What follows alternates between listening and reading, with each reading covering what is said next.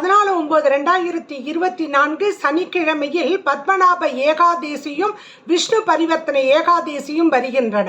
பத்மநாப ஏகாதேசி என்றால் அங்கீச முனிவருடைய அறிவுரையின் பிரகாரம் சூரிய வம்சத்தில் வந்த மந்ததாத்தா என்ற மன்னனும் அவருடைய மக்களும் தன் நாட்டில் இருக்கக்கூடிய வறட்சி பஞ்சத்தை இந்த விரதத்தை மேற்கொண்டு போக்கினார்கள். அதனால் அது ஒரு விசேஷம்.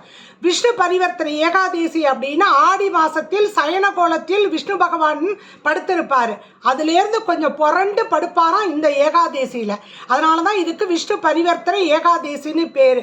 அன்று மாலை மகாலட்சுமிக்கும் பெருமாளுக்கும் கண்டிப்பாக பசும்பால் நிவேதனம் வைத்து 2 நெய் தீபம் ஏற்றி வழிபாடு செய்யணும். துளசியை அன்னைக்கு பறிக்காதீங்க, முத நாளே பறித்து துளசியை அவருக்கு சாத்தி வழிபாடு செய்வது மிக மிக உத்தமம்.